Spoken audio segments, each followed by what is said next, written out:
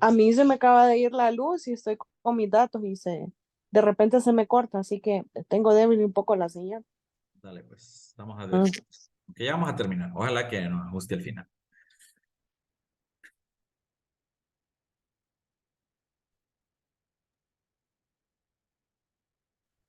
Ok, bienvenida de nuevo, Linda, Marta y la bella Miriam Wu. Perdón que no le dé el mismo calificativo a las demás, aunque sí son chicas bellas, pero ella es un poquito más bella. Está bueno.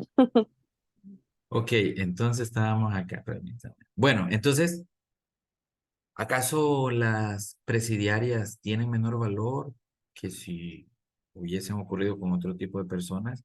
Es muy dramático escuchar a una de las mamás de las fallecidas en esta tragedia decir, no me acuerdo las palabras exactas, pero di a entender como que no se ponía triste porque ella había lidiado ya con ella mucho tiempo, que era una hija súper difícil.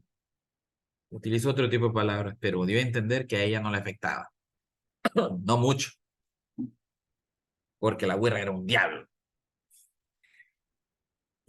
Hombre, uno podría comprender eso, ¿no? Pero ahí es donde debería uno equilibrar y valorar o pesar, pesar de peso, qué es lo que uno, cuál es el concepto que uno tiene de una persona.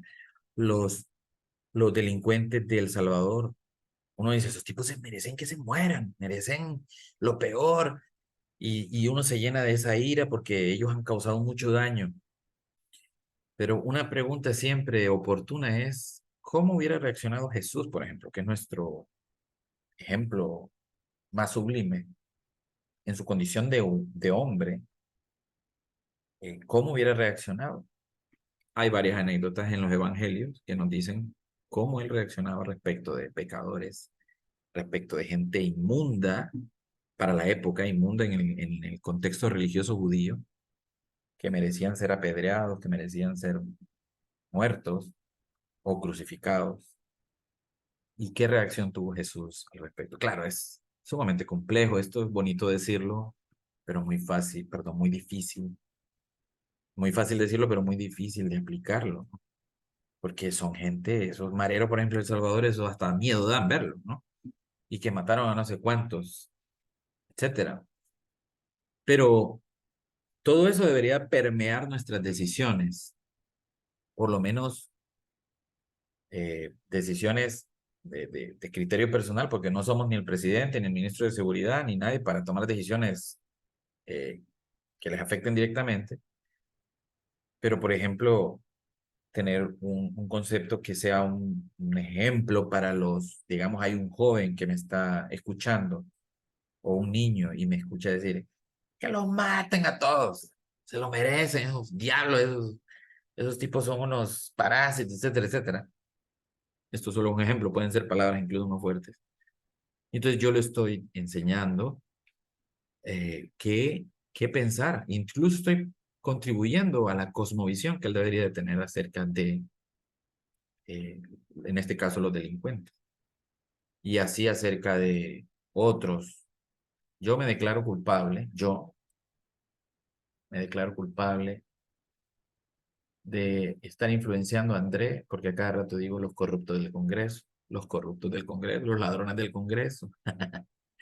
Entonces, André, sin que fuese esa mi intención al principio, ha aprendido, y aquí tengo un testigo de primera línea, a tener ese concepto de los políticos del Congreso Nacional. Y para ser honesto, no me siento tan culpable. Pero bueno, quizá debería ser un poco más mesurado cuando me refiera, porque la verdad es que no todos son corruptos en el Congreso, aunque sí creo que la mayoría. Pero bueno, eso sirve nada más de recurso didáctico, sirva de ejemplo para que puedan entender lo que quiero decir con tener un criterio muy sesudo, muy mesurado acerca de las cosas y también cristiano, ¿no? Y cuando digo cristiano me refiero a hacer uso de la misericordia, hacer uso del perdón, hacer uso de la gracia, de la que igualmente nosotros deberíamos de ser objeto en caso de que estuviéramos en el lugar de ellos. Es un tema muy difícil, porque el nivel de maldad es horrible. Esta es una parte de una publicación de la nota que les mencioné. Y así tenemos centenares de ejemplos en todo el mundo, ¿no? Crisis por todos lados, crisis alimenticias, crisis migratorias, crisis como la que va a reflejar la película que estamos esperando, la del Sonido de Libertad, que ustedes ya seguramente escucharon, y que habla de otro tema súper complicado, del tráfico, ¿no? Del tráfico de personas, de la trata, una cosa terrible que esa película ha ayudado o ayudará a visualizar. Y así tenemos entonces muchas organizaciones que se dedican a atender estos temas, pero la historia nos está enseñando que mucha plata se puede dedicar a esto, pero mientras los individuos, y no las organizaciones, los individuos, tanto los que trabajan en estas organizaciones como los que están fuera, no cambien esos conceptos, esa cosmovisión de las personas, esto difícilmente va a cambiar. Mucha plata le puede meter Save the Children, Visión Mundial, Cruz Roja, lo que ustedes quieran, pero siempre van a ser como paliativos porque si no cambia el individuo, esa maldad implícita que tiene, esa gente que trafica con personas, con niños, que trafican con drogas y que aman más el dinero que el daño que puedan causar, pues la verdad es que no. Lo cual nos hace concluir que la maldad está en el hombre, ¿no? La maldad está en nosotros.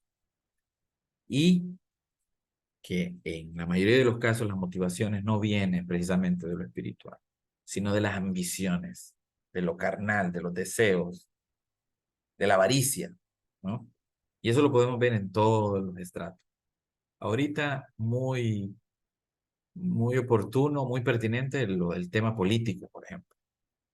Tanto localmente con lo que sucedió este fin de semana en Honduras, con el tema del CAF, como lo que está ocurriendo en Estados Unidos, por ejemplo, con el tema de Trump y sus aspiraciones presidenciales y sus 6 demandas que tiene activas y que lo pueden llevar a la cárcel, como Biden, con su hijo Hunter, que traficó influencias, que se enriquecieron él y el mismo presidente actual de los Estados Unidos. Bueno, no voy a entrar en temas políticos, pero son buenos ejemplos, ¿no? Para ver cómo las motivaciones inclinadas hacia lo carnal, hacia lo mundano, generan resultados que no benefician a las mayorías. Y que conste que los gringos están en una buena crisis ahorita, no ahorita, desde hace tiempos, por esas inclinaciones de sus últimos presidentes. Lucas 6:45 dice que el hombre bueno del buen tesoro de su corazón saca lo que es bueno y que el malo, bueno, pues por el contrario, del mal tesoro saca lo que es malo, porque de la abundancia del corazón habla su boca. Pero entonces surge este pensamiento. Cuando miro a estos delincuentes, cuando miro a los políticos, cuando miro a los indigentes, pues no me nace tener empatía con ellos. Entonces, ¿qué hago? ¿No les surge esa pregunta a veces a ustedes? No, pero es que hay que amar a las personas y hay que, sí, pero es que no lo siento y podría hacerlo simplemente por un formalismo, por una obligación, lo cual no serviría de nada, porque es como que yo le dijera a mi hijo, André, o a cualquiera, bueno, André porque es el más grande, que me ame, que está obligado a amarme, que tiene que hacerlo. Es un absurdo. No puedo yo exigirlo y demandarle a la fuerza que me ame. O a un amigo, o a mi señora bella esposa. No puedo. Tiene que ser algo propio de ella, ¿no? O de él, en el caso de André, que nazca. Entonces, ¿qué debo hacer? ¿Qué debo hacer? Bueno, hay algunas pistas en la Biblia, ¿no? Le dice Pablo a los filipenses, la iglesia de Filipo era una región Filipo de la antigua Grecia, y ahí había una iglesia en los inicios de la cristiandad. Y les dice, les estaba pegando una arrastradita y aconsejándoles les dice, piensen en todo lo verdadero, en todo lo digno, en todo lo justo, en todo lo puro, en todo lo amable, les dice. en todo lo honorable. Si hay, ya que puede ser larga la lista, les dice, si hay virtud, si hay algo positivo en ello, digno de elogio, mediten en eso. Esa es una super pista. Porque a veces sentimos que no nos nace, que naturalmente no nos salen estos sentimientos que la Biblia demanda que sintamos. Bueno, simplemente porque no practicamos. No practicamos. El corazón necesita ejercicio. Y cuando digo el corazón, bueno, sí, también el órgano como tal necesita, ¿no? Con tantos problemas cardíacos que hay. Y de hecho están diciendo ahí que las vacunas están causando muchos problemas cardíacos. Bueno, eso es una especulación. Cierro paréntesis. Pero yo estaba hablando en sentido más, en sentido metafórico. El corazón, las emociones positivas, aquello que Dios quiere que yo refleje, que de eso que haya, de lo que haya abundancia, como en el versículo que acabamos de leer, que eso que sea abundante, eso yo tengo que cultivarlo, lo tengo que trabajar. No nace así porque así. No como algunos creen que se hizo cristiano y entonces mágicamente cambió. Si bien Dios puede hacerlo, no es la manera más, eh, ¿cómo les digo? No es la manera en que un padre actuaría para con su hijo, sino que uno lo que quiere es que el hijo comprenda las cosas y que poco a poco vaya siendo consciente de que hacer algo que él quiere que haga, el padre, le conviene. No solo que lo obedezca porque sí, porque sería como un robot programado, sino más bien que vaya comprendiendo que eso le hace bien a él. ¿No? Lo mismo con Dios. Dios podría hacerle así y cambiarnos y hacernos buenos a todos, pero ¿qué sentido tendría eso? Seríamos marionetas, ¿no? Lo que Dios quiere es irnos formando y consolidando nuestro carácter e ir construyendo en nosotros aquellos individuos precisamente que muestren todo lo que hemos hablado de los frutos del Espíritu y que tengan en su corazón aquella abundancia de cosas buenas que contagian al resto. Es un ejercicio y ese ejercicio se logra así, miren. Y esto es una lista que puede ser mucho más larga. Óigame, y empecé a grabar esto. Yo creo que no lo grabé. Denme un segundito. Por si no lo vi. Sí, sí está grabando. ¿Ah, sí? Ah, bueno, muy bien. Sí. ¿Cómo? Oración, meditación, estudio de la palabra, cultivo de estos frutos de los que hablamos, amor, paz, paciencia, benignidad, bondad, templanza, mansedumbre. Hay que cultivarlos, no nacen así porque sí.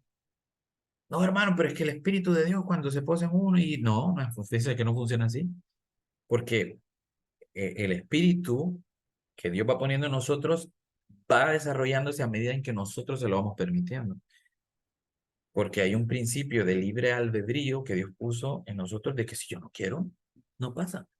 No es una imposición. Sería un absurdo si fuese impuesto, como dije antes. La comunión con otros creyentes es muy importante. No, yo no me congrego, dice alguien. Yo soy cristiano, yo creo en Dios, pero yo con Dios tengo mi relación y yo con la iglesia no, porque son unos pastores unos ladrones, los pastores esto, y los hermanos son unos hipócritas y empiezan esos argumentos, ¿no? Para justificar el no interactuar con otros creyentes. Terrible error. Terrible error porque es en la interacción con otros que yo voy cultivando estas cosas que debería en mi corazón. ¿Cómo voy a ser yo bueno si no tengo con quién ser bueno? ¿Cómo voy a ser yo paciente si no me enfrento a personas que retan mi paciencia? ¿Cómo voy yo a amar a alguien si primero no tengo contacto con nadie o no me enfrento a personas que demandan amor de mi parte? Pues no, no se puede. No se puede. Tengo que cultivar esta relación. Además que el llevarme con otros cristianos me deja a mí también dividendos. Ellos me enseñan, ellos me cultivan en mí cosas que quizá ellos ya superaron y que yo aún no he superado y entonces sí me sirven de ejemplo, ¿no? Y también me llevan al punto 5, que es que me permiten servir a otros y practicar el amor hacia otros. Es en comunidad que estas cosas se logran. Por eso la Biblia dice que no conviene dejar de congregarse. Lo dice Pablo a una de las iglesias, de las varias que visitaba y que enviaba cartas y regañaba, algunas un poco más fuertes que otras. Entonces, para que no olviden esta parte, el ejercicio, perdón, el corazón, como metafóricamente, necesita ejercicio. Y no metafóricamente también, pero estábamos haciendo referencia al sentido simbólico. Necesita ejercitarse para ser un corazón agradable a los ojos de Dios. ¿Cómo? Con oración. Y oigan bien la diferencia que hago entre oración y meditación, porque suele pasar que en las iglesias entendemos la oración como una serie de códigos, clichés y frases, y que tenemos que repetirlas y que, etcétera, ¿no? Bueno, se hace mucho, pero no debería ser el estándar de oración, porque una oración es una conversación con Dios, abierta, franca. Claro, cuando lo hacemos en público es complicado ser honestos, totalmente honestos. Así que por eso esos clichés de Señor, te damos gracias por este día y te pedimos por el hermano tal, etcétera, y eso está bien, pero la Biblia siempre hace un énfasis de que vayamos y que en privado cerremos la puerta de nuestra habitación y platiquemos con Dios. Y aparte de platicar con Dios, debemos meditar. La meditación a veces se ve como una práctica secular, fíjense, dentro de la iglesia. Nada más lejos de la verdad, porque meditar me ayuda ¿cuál es el verbo? Cuando las cosas se bajan así en el agua y se forma una base, asentar creo que es el verbo. Me ayudan a asentar todas estas ideas que rondan mi cabeza de problemas, de decisiones que debo tomar, de actitudes de otras personas, cómo reaccionar ante ellas. Y se van asentando y yo voy reflexionando y en el momento de meditar, donde por supuesto he apagado el celular, he apagado la radio, la tele y todo aquello que me distrae, y dedico toda mi energía a precisamente pensar en aquellas cosas, en, y aún más importante, a la luz de lo que Dios quiere que yo piense, o sea, a la luz de la escritura. Por sí mismo probablemente no llegue a nada, pero reflexionando sobre la palabra de Dios y lo que me dice y lo que me aconseja o lo que un hermano me compartió, yo podría, incluso una melodía, incluso un sermón que escuché, que ahora como están a la orden del día las cosas, ¿va? A los hermanos no les paramos mucha bola, están en internet y ahí se guardan, entonces yo, pues no les paro mucho balón, tal vez los recuerdo un par de días y ya. Bueno, pues no, habría que reflexionar sobre esa palabra que Dios me dio eh, determinado domingo, determinado momento en que la escuché en una grabación, lo que ustedes quieran. Entonces, el ejercicio, súper importante para aplicar esto que dice Filipenses 4:8.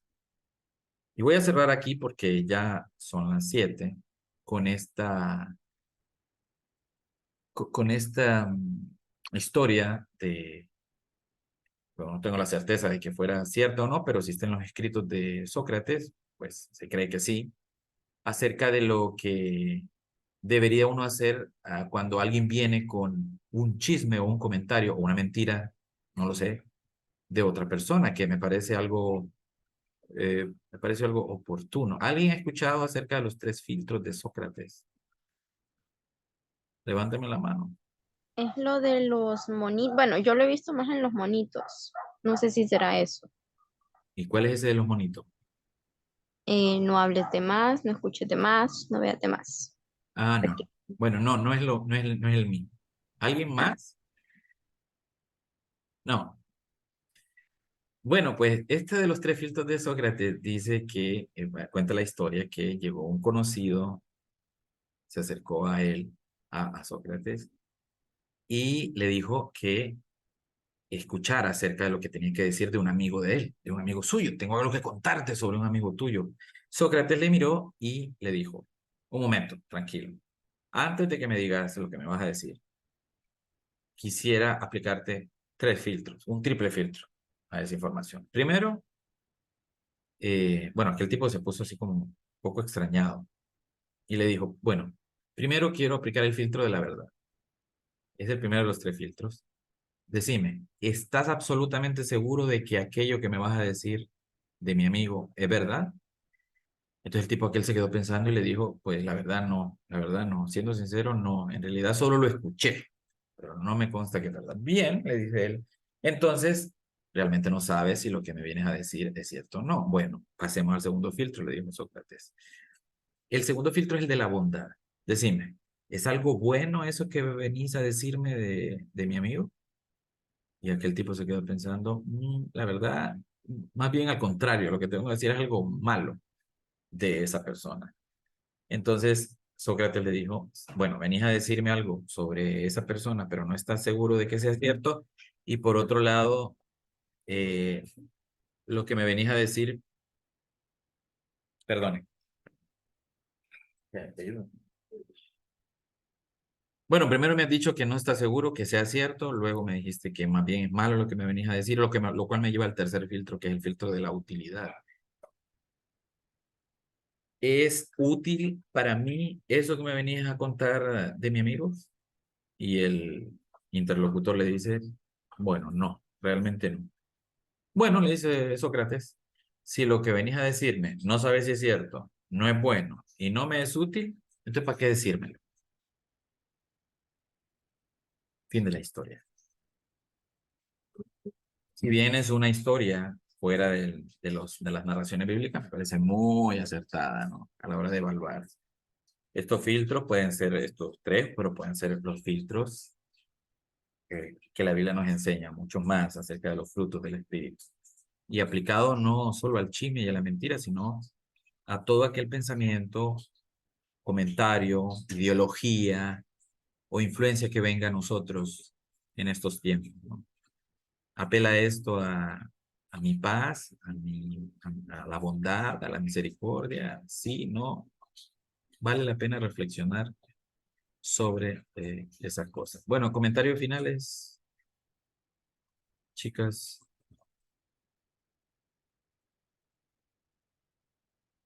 O ya se salieron de la... No, no, aquí estamos. Yo creo que aquí estamos todavía. No, No, y totalmente no hay- únicamente, no, únicamente gracias, Gulmer, por el tiempo y por la, la enseñanza del día de hoy. Un repaso que sí creo que era necesario porque ya, al menos a mí ya se me ha olvidado un poquito, ¿verdad? Pero no, aprendiendo. Muy bien, Marta, gracias por tu aporte. Si alguna tiene algún otro comentario, bueno, es el momento y si no, vamos a cerrar con una oración. No se pierdan la próxima sesión porque vamos a hablar de temas súper, súper interesantes. Estoy ¿Cuándo seguro será que la próxima sesión, Wilmer? bueno, normalmente es en 2 semanas, ¿no? Pero como hemos Sí, tenido una pausa muy larga, la vamos a hacer la próxima semana. sí, eso Qué te iba a emoción. comentar, De que sería acuerdo. bueno hacerla seguido, sí. Bueno, estoy seguro que les va a parecer muy interesante y muy edificante. Así que esperamos tener un poquito más de equilibrio de género acá, porque no estuvo ¿cómo se llama? Fernando. Esposo de Tefa, ¿cómo es que se llama? Fernando. Sí. Bueno, oramos. Señor, te damos gracias por este tiempo de reflexión, de aprendizaje, de interacción, y te pedimos, Señor, que nos des sabiduría para aplicarlo, para entenderlo aún mejor y no únicamente remitirnos a esta hora en que hemos hablado de estos temas tan importantes.